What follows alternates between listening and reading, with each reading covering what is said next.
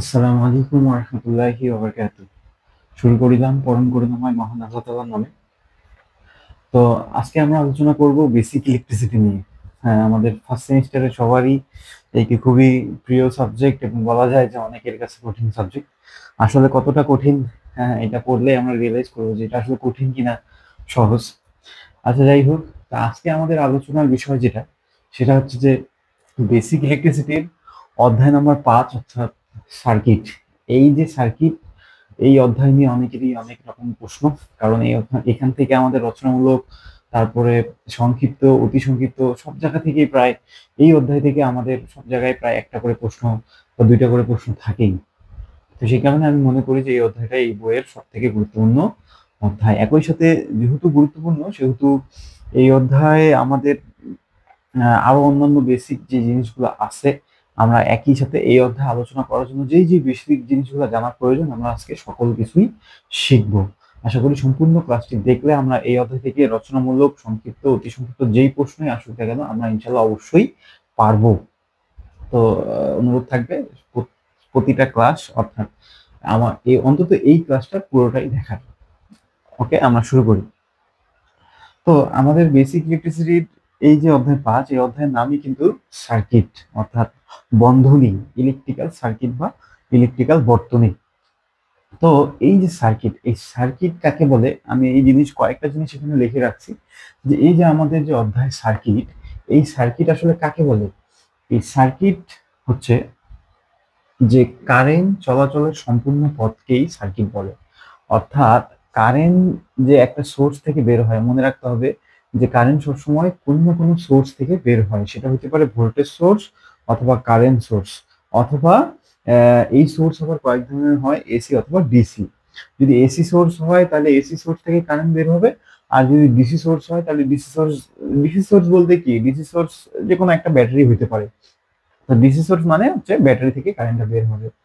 এই কারেন্ট বের হয়ে যে কোনো একটা বদ্ধ পথ দিয়ে যে অতিক্রম করতেছে, কারেন্টটা এক জায়গা থেকে বের হয়ে আবার সেখানেই আসার যে রাস্তাটা তৈরি হচ্ছে, এটাকেই বলা হয় সার্কিট। ঠিক আছে? অর্থাৎ কারেন্ট যদি এই সোর্স থেকে বের হয় আর এখানেই যদি আবার ফেরত আসতে পারে, তাহলে কি এটা একটা সম্পূর্ণ পথ বা বদ্ধ পথ। এই বদ্ধ পথটাকেই বলা হয় সার্কিট, অর্থাৎ কারেন্ট চলাচলের সম্পূর্ণ পথকেই সার্কিট বলে। এটা মনে রাখতে হবে।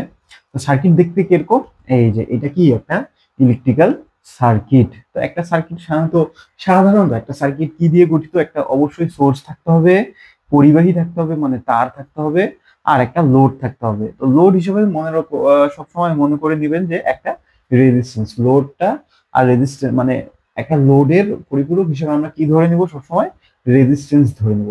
ওকে, তাহলে আমরা সার্কিটের মধ্যে কি কি পাইলাম, মূলত যে কারেন্ট পাইলাম, ভোল্টেজ পাইলাম আর রেজিস্ট্যান্স পাইলাম। তো এদের একটা সম্পর্ক আছে, এই সম্পর্কটা আমি এখানে লিখে দিচ্ছি। এই সম্পর্কটা কি, আই ইকুয়াল টু ভি ভাগ আর, যদিও এটা ওহমের সূত্র, এইটা আমরা আগে প্রমাণ করছি। তো আই ইকুয়াল টু ভি ভাগ আর, এখানে আই কি, ভি কি আর আর কি। আই হচ্ছে কারেন্ট, কারেন্টের একক এম্পিয়ার। আই কারেন্ট, আই কি কারেন্ট, অর্থাৎ কারেন্টকে কি দিয়ে প্রকাশ করা হয়, আই দিয়ে। একক কি, এ, এ মানে এম্পিয়ার। তারপরে ভোল্টেজ, ভোল্টেজের একক কি, ভোল্টেজের একক ভোল্ট। ঠিক আছে, ভি দিয়ে প্রকাশ করা হয়।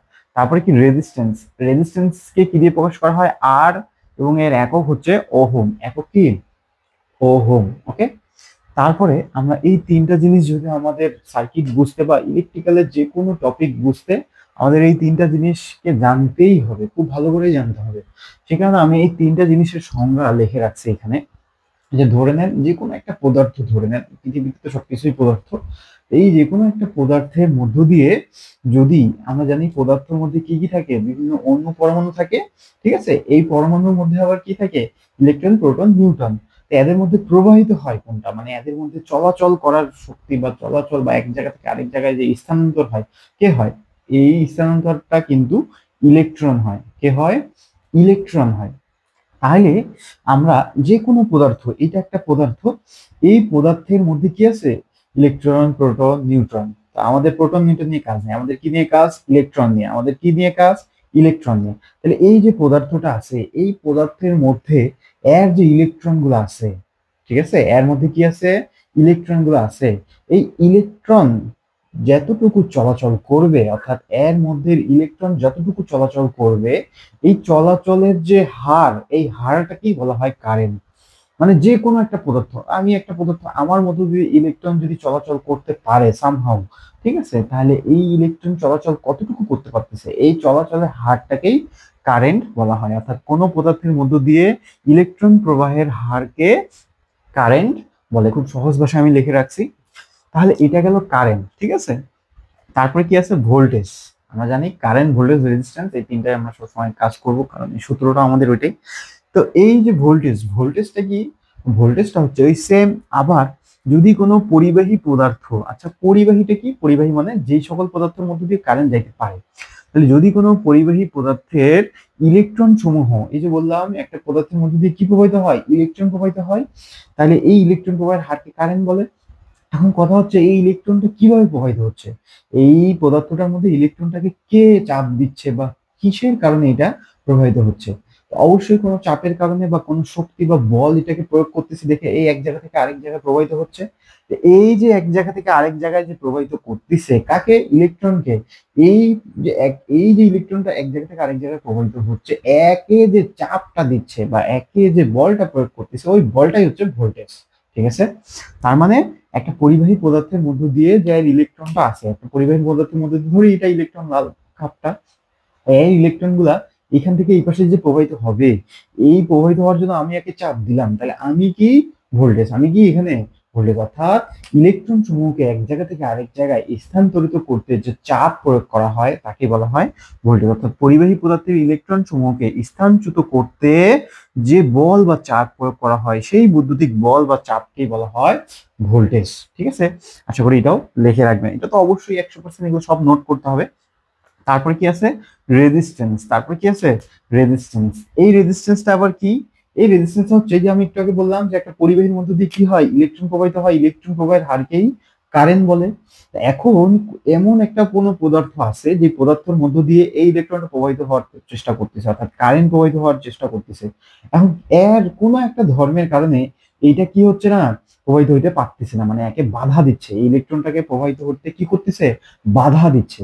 এই যে বাধা দিচ্ছে, যে যে বৈশিষ্ট্যটা এই পদার্থটার, যে বৈশিষ্ট্যটা এই রেজিস্ট্যান্সটা, সরি, এই ইলেকট্রনটাকে বা এই কারেন্টটাকে প্রবাহিত হইতে বাধা দিচ্ছে, সেই ধর্মটাই কিন্তু রেজিস্ট্যান্স। অর্থাৎ কোন পদার্থের মধ্য দিয়ে কারেন্ট চলাচলে যে ধর্ম বা বৈশিষ্ট্য কি করে, বাধা দেয়, যে ধর্ম বা বৈশিষ্ট্য কি করে, বাধা দেয়, সেই ধর্মকেই বলা হয় রেজিস্ট্যান্স। অর্থাৎ কোন পদার্থের মধ্য দিয়ে যে ধর্ম বা বৈশিষ্ট্য এর মধ্য দিয়ে কারেন্ট চলাচলে বাধা দেয়, সেই ধর্মকেই রেজিস্ট্যান্স বলে। আশা করি এই তিনটা জিনিসই বুঝতে পারছেন। তাহলে আমরা দেখলাম যে একটা সার্কিট কাকে বলে, সার্কিট হচ্ছে কারেন্ট চলাচলের সম্পূর্ণ পথকে সার্কিট বলে। এটা একটা কি সার্কিট, এই সার্কিটে আমরা কি কি পাইলাম, কারেন্ট, ভোল্টেজ এবং রেজিস্ট্যান্স। এই রেজিস্ট্যান্স, কারেন্ট এবং ভোল্টেজের একটা সম্পর্ক পাইলাম। এই সম্পর্কটা দিয়ে আমরা এই তিনটা যার যার সম্পর্ক দেখলাম, ওদের সংজ্ঞাটা দেখে নিলাম। ঠিক আছে। তো আমাদের হচ্ছে যে পরবর্তী বিষয় হচ্ছে কি, সার্কিট। ঠিক আছে, আমরা এখন সার্কিট নিয়ে যেহেতু আলোচনা করতেছিলাম, সার্কিট নিয়ে আলোচনায় থাকবো। আচ্ছা, তো এই যে সার্কিট আমরা আলোচনা করলাম, এই সার্কিট কারেন্ট চলাচলের সম্পূর্ণ পথকে তো সার্কিট বলে, ভালো কথা। তো এই কারেন্ট চলাচলের সবসময় কি একটা পথই থাকবে, এখানে তো আমি সার্কিট একটা সাধারণভাবে আঁকছি। কারেন্ট চলাচলের পথ কি চেঞ্জ হবে না, কারেন্ট চলাচল কি সব সময় সহজভাবে করতে পারবে। তো এই কারণে সার্কিট হচ্ছে দুই প্রকারের হয়ে থাকে। সার্কিট সাধারণত কয় প্রকারের হয়ে থাকে, দুই প্রকার। ঠিক আছে। তো এই সার্কিট আমরা জানি সার্কিট হচ্ছে দুই প্রকার। কয় প্রকার, দুই প্রকার। যদি আরো প্রকার আছে, আমরা আপাতত দুই প্রকার বুঝে রাখি।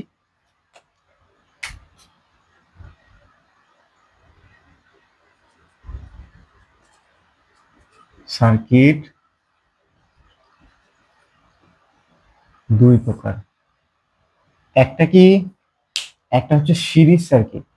একটা কি, একটা হচ্ছে সিরিজ সার্কিট।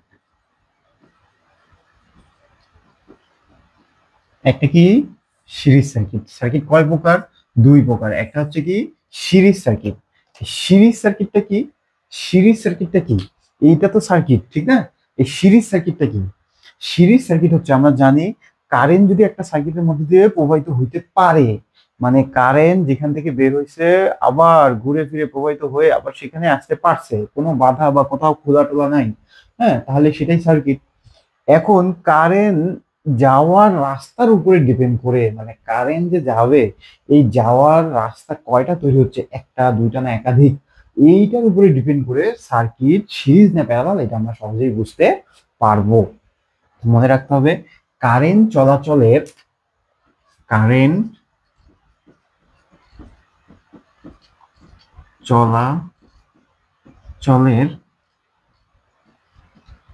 একটি পথ থাকলে তাকে সিরিজ সার্কিট বলে। কি সার্কিট? অর্থাৎ কি বুঝলাম, কারেন্ট চলাচলের একটি পথ থাকলে তাকে সিরিজ সার্কিট বলে। অর্থাৎ কারেন্ট যদি যাওয়ার একটাই রাস্তা থাকে তাহলে সেটাকে কি সার্কিট বলে? সিরিজ সার্কিট বলে। তাহলে সেটাকে কি সার্কিট বলে? সিরিজ। অর্থাৎ এটা কিরকম হবে, সিম্পলি আমরা যদি আঁকি, এটাকে আমরা আলাদা করে দিই লাইনটাকে, এখানে আমরা সার্কিট গুলো আঁকি। হ্যাঁ, এই লাইনটা আমরা বরাদ্দ করে দিই সার্কিট আঁকার জন্য। তাহলে সিরিজ সার্কিটটা কিরকম হবে দেখেন, কারেন্ট কোথা থেকে বের হয়? একটা সোর্স থেকে বের হয়। কারেন্ট কোথা থেকে বের হয়? একটা সোর্স। তো এই সোর্স হিসেবে আমি একটা ব্যাটারি নিয়ে নিলাম। আর কারেন্ট কোথা থেকে বের হয়? সোর্সের পজিটিভ থেকে। কোথা থেকে? পজিটিভ থেকে। তাহলে পজিটিভ থেকে কারেন্ট বের হওয়া শুরু করলো। এটা একটা রেজিস্ট্যান্স, এটা একটা কি? রেজিস্ট্যান্স। রেজিস্ট্যান্স মানে আমি কি বুঝছিলাম? লোড। রেজিস্ট্যান্স মানে কি বুঝছিলাম? লোড। এখন এর ভিতর দিয়ে কি কারেন্ট যাবে? কোথা থেকে? এই সোর্স থেকে আসা কারেন্ট। কোথা থেকে আসা কারেন্ট? এই সোর্স থেকে আসা কারেন্ট। তাহলে এই সোর্স থেকে যে কারেন্টটা আসবে এই রেজিস্ট্যান্সের মধ্য দিয়ে আবার এই সোর্সেই ফেরত আসবে। সোর্স থেকে কারেন্ট বের হবে, রেজিস্ট্যান্স দিয়ে ঢুকবে, আবার কোথায় আসবে? সোর্সের মধ্যেই ফেরত আসবে।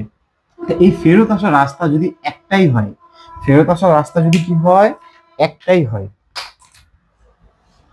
কারেন্ট ফেরত আসার রাস্তা যদি কি হয়? একটাই হয়, তাহলে সেটা সিরিজ সার্কিট। তাহলে সেটা কি সার্কিট? Series circuit. তাহলে সেটা কি সার্কিট? Series circuit. অর্থাৎ কারেন্ট যাওয়ার কয়টা রাস্তা? এই কারেন্ট যাওয়ার কয়টা রাস্তা? একটাই রাস্তা। কারেন্ট যাওয়ার কয়টা রাস্তা? একটাই রাস্তা। ধরেন যে আমি রেজিস্ট্যান্স একটা না নিয়ে একাধিক রেজিস্ট্যান্স নিছি। একটা না নিয়ে কি নিলাম? একাধিক রেজিস্ট্যান্স নিই, একটা দুইটা তিনটা, ঠিক আছে। তো এই রেজিস্ট্যান্স গুলোর নাম দিলাম R1, R2, R3। বলেন তো R1 এ, R2 তে, R3 তে এর ভিতর দিয়ে যে কারেন্টটা ঢুকবে এটা কি আলাদা আলাদা কারেন্ট না একটাই কারেন্ট? অবশ্যই আমরা দেখতে পাচ্ছি এই কারেন্টটা এদের ভিতর দিয়ে ঢুকবে, কারণ এদের কয়টা রাস্তা? একটাই রাস্তা। মানে এই কারেন্টটা যেদিক দিয়ে পড়বে এর মধ্যেও এই আই কারেন্ট যাবে, এর মধ্যেও যাবে, এর মধ্যেও যাবে। যেহেতু প্রত্যেকটা রেজিস্ট্যান্সে একই কারেন্ট যাচ্ছে, যেহেতু কারেন্ট যাওয়ার এই সার্কিটে কারেন্ট যাওয়ার কি একটাই রাস্তা, সেই কারণে এই সার্কিটটাকে কি বলা হয়? Series circuit. এই সার্কিটটাকে কি বলা হয়? Series circuit. তাহলে আমরা কি বুঝতেছি এখান থেকে? যে সিরিজ যে সার্কিটটা আছে এই সিরিজ সার্কিটের প্রত্যেকটা রেজিস্ট্যান্সে কারেন্ট কি একই, প্রত্যেকটা রেজিস্ট্যান্সে কারেন্ট কি একই। অর্থাৎ তাহলে আমরা বলতে পারি সিরিজ সার্কিটে কারেন্ট সমান। সিরিজ সার্কিটে কারেন্ট কি সমান, ঠিক আছে, এটা মনে রাখতে হবে, সিরিজ সার্কিটে কারেন্ট সমান। তাহলে আমরা এখানে আমরা এই সার্কিট থেকে আমরা একটা বৈশিষ্ট্য পাইতে পারি, যে সেটা হচ্ছে কারেন্ট সমান। কারেন্ট কি সমান, অর্থাৎ আই ইকুয়াল, আমি যদি এইটার কারেন্ট দিই আলাদা, এটার কারেন্ট দিয়ে আলাদা, এটার কারেন্ট দিয়ে আলাদা, সবগুলোই কিন্তু সমান হবে, একই হবে, ঠিক আছে, এটা মনে রাখলেই হবে, কারেন্ট হচ্ছে সমান। আর 2 নম্বরের বৈশিষ্ট্য কি হবে? এর যে রেজিস্ট্যান্স গুলা, এই রেজিস্ট্যান্স গুলা কি হবে? সবসময় যোগ হবে। রেজিস্ট্যান্স গুলা সবসময় কি হবে? যোগ হবে। তো রেজিস্ট্যান্স গুলো কি হতে পারে? আর equal to R1 plus R2 plus R3, মানে তিনটা রেজিস্ট্যান্স মিলে একটা রেজিস্ট্যান্স আমরা লিখতে পারি। আচ্ছা, আরেকটা জিনিস খেয়াল করেন, তো ধরে নিলাম আমি R1 এর কারেন্ট, আমি একটা নাম দিয়ে দিই, নাম তো আমি দিতেই পারি। R1 এর কারেন্ট আমি ধরে নিলাম I1, R2 এর কারেন্ট ধরে নিলাম I2, R3 এর কারেন্ট ধরে নিলাম I3। আচ্ছা বলেন তো এদের কারেন্ট গুলা কি আলাদা আলাদা হবে না একই হবে? মানে এইটা যদি 2 এম্পিয়ার হয় I1 এর মান কত হবে? চেঞ্জ হবে? I1 এর মানও কিন্তু 2 এম্পিয়ারই হবে। আচ্ছা I1 যদি 2 এম্পিয়ার হয় তাহলে I2 কি চেঞ্জ হবে না, I2 2 হবে। I2 যদি 2 হয় তাহলে I3 কি হবে, I3 3 হবে, কারণ I3 ও সমান হবে, কারণ এই সিরিজে কারেন্ট কি সমান। অর্থাৎ আমি যদি বলি যে I equal I1, I equal বা I সমান I1, মানে I যা I1 ওটা সমান, আবার আমি I2 ও লিখতে পারি, সমান আবার আমি I3 ও লিখতে পারি। তার মানে আমি কি দেখতে পাচ্ছি যে সিরিজে আমাদের কারেন্ট কি থাকে, সমান থাকে। অর্থাৎ টোটাল যে কারেন্ট আমাদের সোর্স থেকে বের হবে ওই কারেন্টটাই প্রত্যেকটা লোডে, লোড বলতে প্রত্যেকটা রেজিস্ট্যান্সে কি থাকবে, সমানই থাকবে। কেন, কারণ এই সার্কিটে কারেন্ট যাওয়ার একটাই রাস্তা, এই সার্কিটে কারেন্ট যাওয়ার কয়টা রাস্তা, একটাই রাস্তা। আশা করি আমি সিরিজ সার্কিটটা বুঝতে পারছি। এখন আমি কি বলছিলাম, সার্কিট দুই প্রকার, একটা হচ্ছে সিরিজ, আরেকটা কি, আরেকটা হচ্ছে প্যারালাল সার্কিট। একটা কি সার্কিট, প্যারালাল সার্কিট। তো প্যারালাল সার্কিটটা কিরকম এটা আমরা দেখবো, প্যারালাল।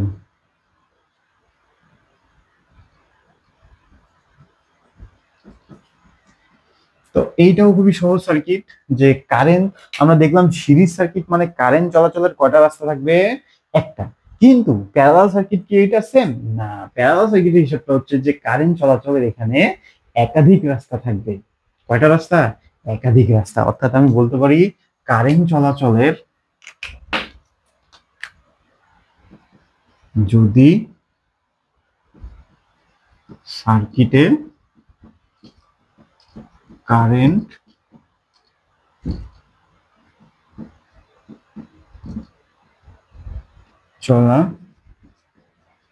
চলে একাধিক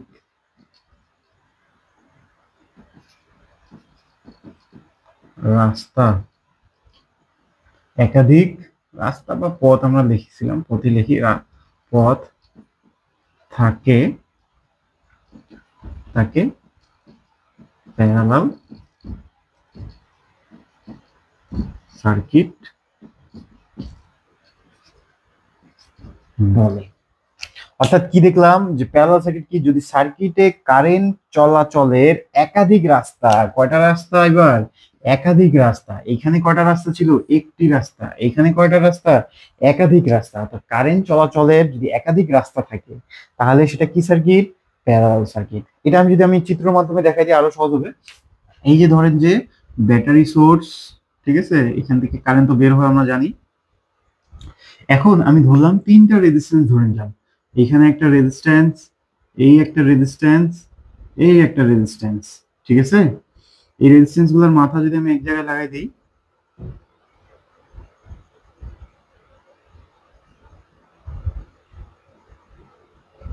এটা ধরলাম আমি R1, R2, R3। আচ্ছা বলেন তো যে কারেন্টটা এখন কোন দিক দিয়ে কোন দিক দিয়ে যাবে। তো ব্যাটারি সোর্সে আমরা জানি প্লাস থেকে তো কারেন্ট বের হয়, ভালো কথা। এখন কারেন্টটা যে বের হইলো, বের হয়ে এই যে লোড দিয়ে, এগুলো কি লোড হিসেবে আমরা ধরছি না, এই লোড দিয়ে যাওয়ার চেষ্টা করবে, এই লোড দিয়ে যাওয়ার চেষ্টা করবে, ঠিক না। এই কারেন্টটা, এই যে কারেন্টটা, এই কারেন্টটা কোথা দিয়ে যাওয়ার চেষ্টা করবে, এই লোড দিয়ে যাওয়ার চেষ্টা করবে। এখন আবার ওর বৈশিষ্ট্য কি, যেখান থেকে বের হয় সেখানে আবার ফেরত আসা। এখন বলুন তো এই কারেন্টটা এদিক দিয়ে যে ঢুকবে আর এখানে যে আসবে, তো এইখান থেকে এইখানে আসার আর কি একটাই রাস্তা হয়েছে না একাধিক রাস্তা হয়েছে, অবশ্যই একাধিক রাস্তা হয়েছে। যেহেতু একাধিক রাস্তা হয়েছে সেই কারণে এটা কি সার্কিট, প্যারালাল সার্কিট। সেই কারণে এটা কি সার্কিট, প্যারালাল সার্কিট। ওকে, তাহলে এখানে আমরা দেখতে পাচ্ছি এই কারেন্টটা এই R1 দিয়েও এদিকে আসতে পারবে, R2 দিয়েও এদিকে আসতে পারবে, আবার এদিক থেকে R3 দিয়েও এই পাশে আসতে পারবে। এখন ওই একই কারেন্ট তো আর এখানে যদি 10 এম্পিয়ার কারেন্ট হয়, 10 এম্পিয়ার কারেন্ট তো আর এদিক দিয়ে ঢুকতে পারবে না। হ্যাঁ, তো তখন কি করতে হবে আমাকে, এইটা ভাগ করে দিতে হবে, কারেন্টটাকে কিসে কিসে ভাগ করে দিতে হবে। এই যে ধরলাম এইটার কারেন্ট I1, এইটার কারেন্ট I2, এইটার কারেন্ট I3, ঠিক আছে। তাহলে এখন বলুন তো ওই সিরিজের মতো I ইকুয়াল কি I1 হবে, আর প্যারালালে সমান হবে, কখনোই সমান হবে না। কারণ আমাদের এখানে কারেন্ট কি হয়ে গেছে, ভাগ হয়েছে, আলাদা আলাদা লাইনে আলাদা আলাদা। আমাকে এখানে যদি মনে করেন যে 20 আছে, তাহলে এখানে 10 দিতে হবে, এখানে 5 দিতে হবে, এখানে 5 দিতে হবে, ভাগ ভাগ করে দিতে হবে, ঠিক আছে। তাহলে কি বোঝায়, তাহলে এই যে সিরিজে কারেন্টটা কি হয়, প্যারালালে, সরি এটা কি প্যারালাল, প্যারালালে কারেন্টটা কি হয়, কখনোই ভাগ হয় না, সরি সমান থাকে না, সমান যদি না থাকে তাহলে কি হয়ে যায়, ভাগ হয়ে যায়। ভাগ কিভাবে করব আমরা, I1 ভাগ করে দেয়, I2 তে ভাগ করে দেয়, I3 তে ভাগ করে দেয়, তাহলে সব মিলে কি হয়ে যায়, এই তিনটার সমষ্টি মিলে কি হয় আই। অর্থাৎ ধরেন যে এখানে দিছি 2, এখানে দিছি 3, এখানে দিছি 5, তাহলে এই 2 3 5 মিলে কি এখানে এক জায়গায় হবে 10, তাহলে এখানে 10 দিলে এখানেও 10, তাহলে 10 দিছি 10ই ঢুকলো, কিন্তু মাঝখানে কি একাধিক রাস্তা তৈরি হয়েছে দেখে কারেন্টটা ভাগ হয়ে গেছে। আর এই একাধিক রাস্তা যে তৈরি হয়েছে সেই কারণে এটাকে বলা হয় প্যারালাল সার্কিট, সে কারণে এটাকে কি বলা হয়, প্যারালাল সার্কিট। ওকে, তাহলে এই জিনিসটাও কিন্তু আমাদেরকে মনে রাখতে হবে। তাহলে আমরা কি শিখলাম, যে সার্কিট সাধারণত দুই প্রকার, series circuit are parallel circuit. এখন এখন আরেকটা বিষয় আছে, সেই বিষয়টা হচ্ছে এই series circuit are parallel circuit তো আছে ভালো কথা, কিন্তু এই দুইটা সার্কিট আবার অনেক সময় একত্র হয়ে যায়, এই দুইটা সার্কিট আবার অনেক সময় কোনো কোনো সার্কিটে কি থাকে, একসাথে থাকে। ঠিক আছে, তো ওই একসাথে যখন থাকে তখন তাকে বলা হয় মিক্স সার্কিট, তখন তাকে কি বলা হয়, মিক্স সার্কিট। ঠিক আছে, তখন তাকে কি বলা হয়, মিক্স সার্কিট। আচ্ছা, তার আগে একটা বিষয়, সেটা হচ্ছে যে আমাদের এখানে যে R1 R2 R3 আছে, আমরা তো সিরিজে দেখলাম R1 R2 R3 যোগ করতে হয় সিরিজে থাকলে, কিন্তু প্যারালাল থাকলে কি হবে, প্যারালাল থাকলে আমাকে যেটা করতে হবে সেটা, প্যারালাল থাকলে যদি আমি এই সার্কিট টোটাল রেজিস্ট্যান্স বের করি, তাহলে সেটা কিভাবে বের করব, প্যারালালি বের করব। প্যারালালি কিভাবে, যে আমি এইটাকে এইভাবে লিখবো, R1 parallel R2 parallel R3। এটা আবার কি, এটা তো দেখি নাই জীবনে।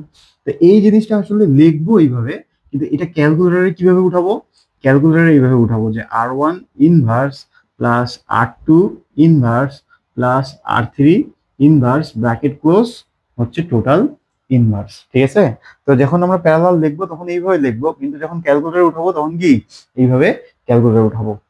এইভাবে আমরা সিরিজ আর প্যারালাল দুইটারই মান বের করতে নিতে পারি। আমরা যেহেতু এখন সিরিজ আর প্যারালাল শিখলাম, তাই এখন এই দুইটা সার্কিট দিয়ে আমরা ছোট ছোট দুই একটা ম্যাথ করি, যাতে করে আমাদের যখন আমরা হচ্ছে কি করব, যখন আমরা একটা অঙ্ক করব তখন ওই অঙ্কতে যাতে আমাদের এটা বুঝতে সুবিধা হয়। ঠিক আছে, তাহলে আমরা সিরিজের একটা ম্যাথ করি আর প্যারালালে একটা ম্যাথ করি, সিরিজের একটা ম্যাথ করি, প্যারালালে একটা ম্যাথ করি। Series math, parallel math.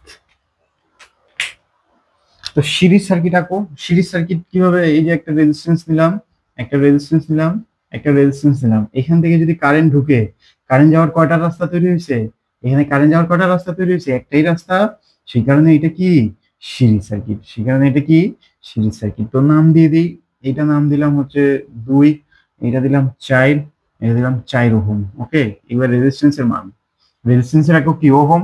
ঠিক আছে, একটা সোর্স দিয়ে দিই,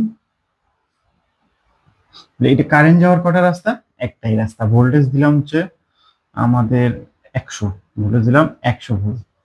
তাহলে কারেন্ট যাওয়ার আমাদের কটা রাস্তা, এখানে আমাকে বলছে কারেন্টের মান বের করতে, কিসের মান, কারেন্টের মান। তাহলে কারেন্টের মান আমরা বের করব কিভাবে, কারেন্টের সূত্র কি, এই কারেন্টের সূত্র কি, কারেন্টের সূত্র হচ্ছে I ইকুয়াল টু ভি ভাগ আর, I ইকুয়াল টু ভি ভাগ আর। তাহলে I ইকুয়াল টু, আমাদের I ইকুয়াল টু কি ভি ভাগ আর, তাহলে আমাদের কি কি লাগবে, ভি আর আর লাগবে, ভি আর আর লাগবে। তো আর বলতে কোন আর, আর বলতে এই সার্কিটের টোটাল আর, এই সার্কিটের টোটাল আর। ঠিক আছে, এই সার্কিটের টোটাল আর কত হবে, আর ইকুয়াল টু আর টি, মানে টোটাল আর। তাহলে আর সিরিজের সার্কিটে আমরা আর কিভাবে বের করছি, R1 plus R2 plus R3, তাহলে এই তিনটা যোগ, R1 plus R2 plus R3, অর্থাৎ 2 যোগ 4 যোগ 4 কত 10 ওহম। তাহলে এখন আমরা সহজে আই বের করে নিতে পারবো, আই ইকুয়াল টু ভি ভাগ আর, ভি কত আমাদের 100, আর কত পাইলাম 10, তাহলে কারেন্ট কত হবে, কারেন্ট হবে হচ্ছে 10 এম্পিয়ার, কারেন্ট একক কি এম্পিয়ার। ওকে, তাহলে এইভাবে আমরা যে কোনো সার্কিটের কারেন্ট বের করে নিতে পারবো। ঠিক আছে, তাহলে সিরিজ সার্কিট তো সহজ ছিল। এখন যদি একটা প্যারালাল সার্কিট করি, যে প্যারালাল সার্কিট আমাদেরকে দিছে যে একইভাবে তিনটা রেজিস্ট্যান্স নিয়ে, একটা, দুইটা, এই যে তিনটা, এরকম তিনটা রেজিস্ট্যান্স দেওয়া আছে, দেখেন তো এখান থেকে যদি কারেন্ট ঢুকে, এইটা সার্কিট সিরিজ না প্যারালাল, এটা আমাকে আগে বুঝতে হবে। তো বলেন তো এইখান থেকে যদি কারেন্ট ঢুকে, এইখান থেকে যদি এই সার্কিটের মধ্যে কারেন্ট ঢুকতে চায়, তাহলে এইখানে যে আসবে, এইখান থেকে আসার যে কয়টা রাস্তা আছে এখানে, একাধিক রাস্তা আছে। এটা একটা রাস্তা বলতে পারি, এটা একটা রাস্তা, এটা একটা রাস্তা।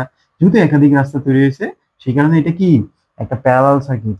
সে কারণে এটা হচ্ছে একটা প্যারালাল সার্কিট। ওকে, তাহলে প্যারালাল সার্কিট যেহেতু, এখন আমরা ওই নিয়মে করব। আচ্ছা, মান দিই এটার একটা, এটার মান দিলাম 10, এটার মান দিলাম হচ্ছে 20, এটার মান দিলাম 20। ওকে, এই ভোল্টেজ দিলাম হচ্ছে আমাদের 50 ভোল্টেজ। বলছে কারেন্টের মান নির্ণয় করো, কারেন্টের মান নির্ণয় করো। I equal what, I equal what. তাহলে আই ইকুয়াল আবার কি জানি, ভি ভাগ আর। আই ইকুয়াল টু কি জানি, ভি ভাগ আর। তো ভি তো দেওয়াই আছে, এখন খালি আর বের করতে হবে। তাহলে সিরিজে তো আর মানে কি তিনটা যোগ, সিরিজে আর মানে কি তিনটা যোগ, কিন্তু প্যারালালে আর মানে কি, প্যারালালে আর মানে কিন্তু তিনটা যোগ না, তিনটা প্যারালাল।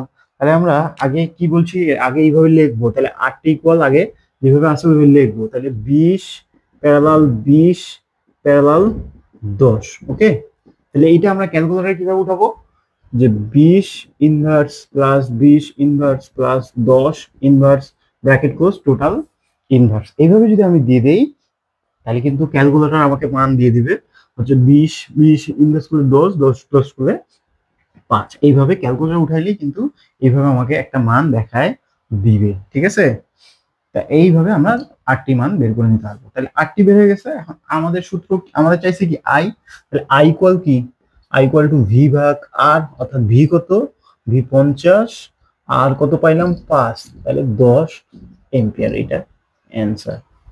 তাহলে এইভাবে আমরা যে কোনো সার্কিটের সিরিজ এবং প্যারালাল ম্যাপ করে নিতে পারবো। সিরিজ এবং প্যারালাল এইভাবে আমরা করে নিতে পারবো।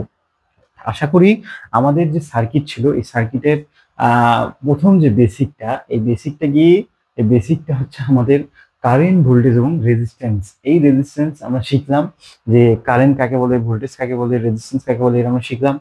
তারপরে আমরা এই কারেন্ট, ভোল্টেজ এবং রেজিস্ট্যান্স এর যে সম্পর্ক আছে, এই সম্পর্ক কি আই ইকুয়াল ভি ভাগ আর, ঠিক না? তো এই কারেন্ট, ওইটা তো আমরা শিখলাম। তারপরে আমাদের মেইন উদ্দেশ্য ছিল কি, সার্কিট। তো সার্কিট কাকে বলে আমরা দেখলাম, সার্কিট কোনো বদ্ধ পথ যেখানে কারেন্ট চলাচল করতে পারে, সেটাই হচ্ছে সার্কিট। ঠিক আছে, এই সার্কিট আবার কয় প্রকার, সার্কিট সাধারণত দুই প্রকার, একটা সিরিজ সার্কিট আর একটা প্যারালাল সার্কিট। সিরিজ সার্কিট আর একটা প্যারালাল সার্কিট। এখন এই সিরিজ সার্কিট কাকে বলে, যে কারেন্ট যাওয়ার যদি একটাই রাস্তা তৈরি হয়, তাহলে সেটা সিরিজ সার্কিট। আর কারেন্ট যাওয়ার যদি একাধিক রাস্তা তৈরি হয়, তাহলে সেটা প্যারালাল সার্কিট। তাহলে সেটা কি প্যারালাল